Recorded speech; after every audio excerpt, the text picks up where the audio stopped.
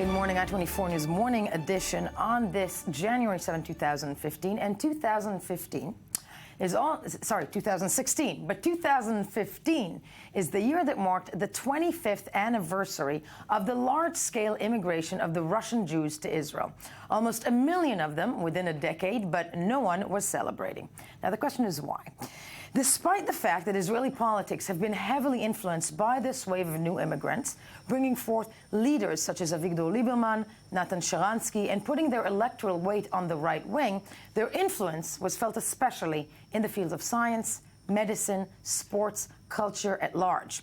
And their integration is generally considered a success story by Israeli analysts. That said, that's not the whole story.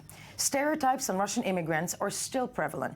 Many of them feel alienated from Israeli society, experiencing severe economic difficulties, and the culture clash is felt in cities throughout Israel. And it has been a quarter of a century, 25 years. Now, to try and understand whether this success is actually a failure, I'm very happy to be joined in studio by Member of Parliament for the Zionist Union, one of my favorite guests, Ksenia Svetlova. Good morning to you, and thank you for being with us. And also by activist for the Russian minority in Israel, Boris Schindler. Good morning to you. Good morning. And before we do anything else, to get a wider view of Russian immigration to Israel, let's take a look at the following report by Gabriela Weiniger and break it down from there.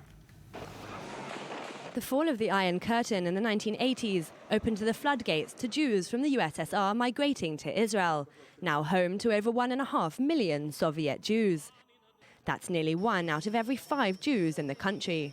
25 years on, the so-called Russian Aliyah is known as a remarkable success story. In the middle of my process. Ukrainian-born Marina Maximilian is one of Israel's most popular singers, an example of how Russian immigrants are strongly represented among the country's artists, as well as politicians, doctors, ballerinas, educators and scientists. Former Foreign Minister Avigdor Lieberman and Speaker of Parliament Yuli Edelstein can be added to the list, as well as 2-time Israeli Athlete of the Year, Alex Shatilov. But not all Russian immigrants have felt welcome in Israel, an issue Zoya Cherkassky-Nadi has addressed in her graphic paintings, depicting scenes of a darker reality for the community. Some 300,000 Russians eligible for Israeli citizenship under the law of return are not defined as Jewish by religious law.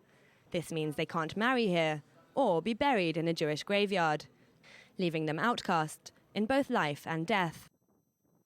On the 25th anniversary of their coming, the Israeli Prime Minister noted their contribution, but failed to address the alienation that many Russian speakers feel today. One cannot imagine our science and technology without you, cannot imagine our universities and engineering institutions without you, our health system. Our schools have changed for the better. Our culture got enriched, music, theater, ballet, art, and sports. Even changed municipal government and national politics.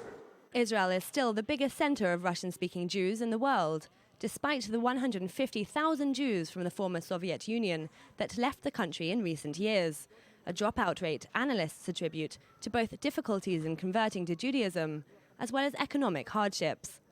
Nonetheless, Jews from the region continue to arrive, especially from Ukraine, an exodus forced by the political turmoil in the country's east. I want to start in studio, actually, with Ksenia Svetlova of the Zionist Union, because we usually speak politics. First of all, when did you come to Israel? Well, I will celebrate my 25 years this August. It was August 14, just a few days before the coup d'etat happened in Moscow, and tanks were rolling on the streets, and we were here already. And the feeling was of fear that I will never going back there. I never see my father because he was still there. How old were you? I was 14, exactly 14. Yes. Now, the coming to, first of all, you are a member of parliament. You're a former journalist. You know, you've made an amazing life for yourself. In many aspects, people would argue, but that is not the case entirely for the Russian immigration wave. No, certainly not entirely. You know, it's easy to see the success because there is a success. You know, I will never deny it. We have so many doctors, we have scientists, we have rocket scientists right now already as here. Yeah. People who contributed to every sphere of life. At the same time, we have people here who cannot get married in this land. They're not allowed in any in any possible way. They just cannot do it. We have people here who are good enough to die in the army, but they cannot get buried in the same cemetery with all the other soldiers. Because they are not considered Halachic Jews. And there are people here there are hundreds of thousands of them, of older people, the people of the generation of my mother, who cannot make a living. They don't have any pension, and they are left to their own devices. You can get by with 2,000 shekels that Bitoch Leumi is giving you, Social Security, and if not, then it's your problem. Would you say that the integration? Well, first of all, let's speak about the integration process. And Boris, this is for you, because when did you arrive in Israel? I also arrived 25 years ago in August 90. So yeah, I celebrate last year my 25 years. How old were you as a kid? I was 9 years old, and I'm what we are calling a 1.5 generation, which is a social terminology for young adults like me, aged between 25 to 40. We're 1.5 generation because our parents is obviously one generation, or people who arrived to Israel when they're older than 16. They already have their whole identity set up, so they are one generation. And the children who are born here is a second generation, so we're kind of a gap generation, 1.5 generation, Russian-speaking 1.5 generation, so that's me. To both of you, actually, I'll start with you. How hard was it to make that transition? I'm talking about 25 years ago, to come as a child to a new country. I think... what were your feelings at the time? It was very strange, because we arrived actually before the whole new Jewish life in former FSU started. So we arrived without Jewish agency preparation or without Jewish camps that were around after we got here. So we just basically, we had a family here in Israel, and I heard as a child about Israel many stories, but I never understood what's this place. And we arrived here, and it was like, what is going on here?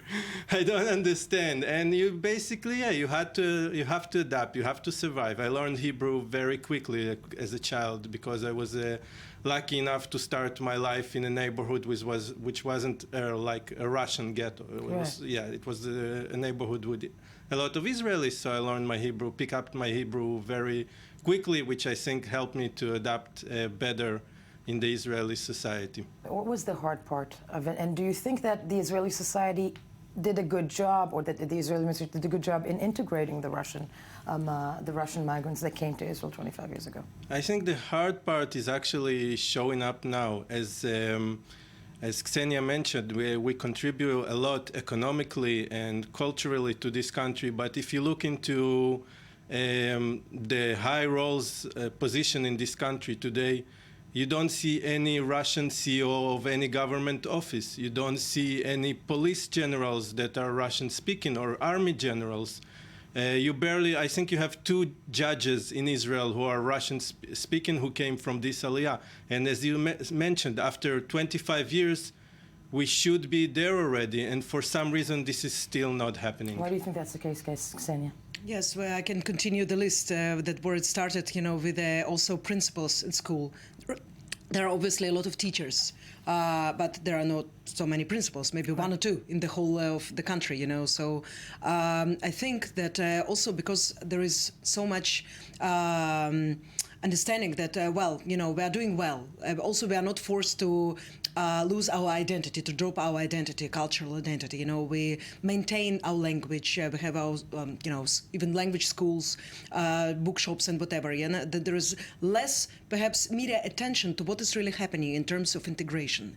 So what I can tell you is that I see when kids as young as 16 years old today that were born in Israel, they are sticking to their own clubs, they're sticking to their own societies. This is a question of integration, especially in the peripheral areas. The Russian kids today, 16-year-olds, would gravitate towards towards the same people like them rather than to Israelis. There is a question why it's happening, especially less in the center, much more in the periphery. Right. And I can tell you, from my personal experience, I came here when I was 14, and what I felt is after school, after I finished school, after I started my grown-up life, loneliness.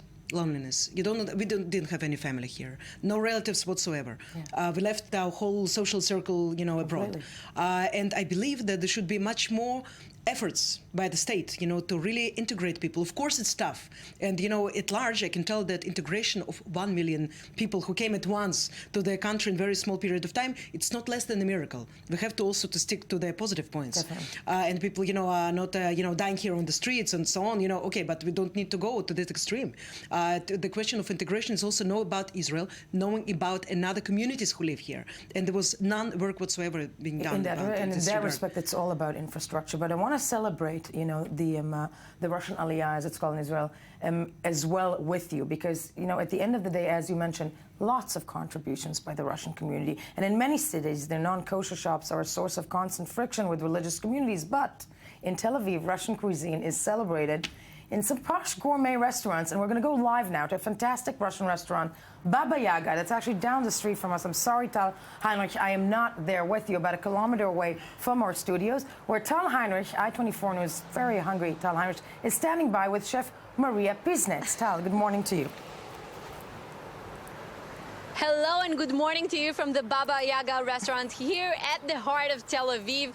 This place won its local reputation among the Israeli-Russian population by part thanks to its Russian-based food. And as you can see here, Yael, the place is named after a witch from Slavic folklore. And I'm sitting here with one very ugly woman and one extremely beautiful woman. Maria Pisnets, you are the chef of this restaurant. You know what they say about Russian food, that everything which actually tastes good in Russian cuisine is in fact Ukrainian. It's a war, always. Some say this, for example, this soup, some say it's Ukrainian. There are different kinds of this soup. One say it's Russian, one say it's Ukrainian, so As I said before, the restaurant is located in the heart of Tel Aviv, not in Jerusalem, for example, where keeping kosher is still more of a big deal. But is it still an issue? Is it difficult to import certain products, for example, still? It's not so difficult for nowadays. There are people who are saying that Russian food is not kosher, but there are lots of dishes which you can make them kosher. So it's not such a problem. Okay, our guest here is pretty hungry, so tell us a bit. She's very hungry, yeah. Look what it did to her. You don't want to stay hungry.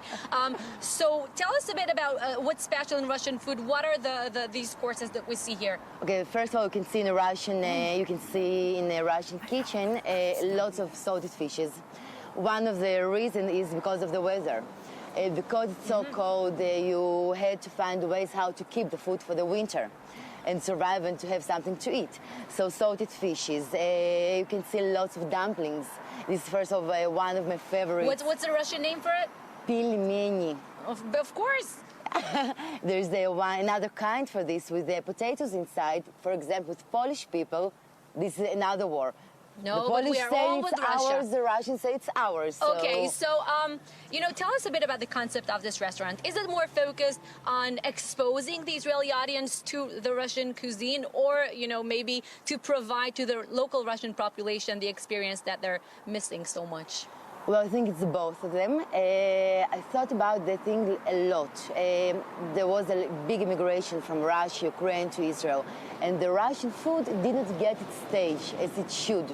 Why is that? A lot of people say it's not tasty, they're not spicy enough. It's not kosher, maybe, as we mentioned. It's not kosher, but about kosher, we talked already that it can be done kosher too. But still it didn't got its stage. And one of the missions of our restaurant is to provide, to make people to come and to taste the food, to see that it's very tasty. It's, in my opinion, it's one of the most, hot, very emotional food. So let's get emotional together. And let's eat. You, me, and the wicked Baba witch, Yaga. the Baba Yaga witch. Yeah, I'll taste it all for you. Don't worry. You're going to have to bring some with you back, Tal Heinrich. I'm telling you, you're going to have to bring some with you back. But, to conclude this in the short time that we have, Boris, what should be done in this, in the next years to help, because I'm thinking what Ksenia told me, when it comes to still young Russian kids don't feel completely integrated, do they? Yes, I think there should be a lot of education work on the levels of the Ministry of Education. Those children who speak Russian from their home, and it's okay that they speak Russian, come to a kindergarten and their person in the kindergarten, their teacher or whatever in school, they look at them and start to tell them, why you're talking Russian, stop talking Russian. And they just don't understand where these kids come from. Why do they still speak Russian?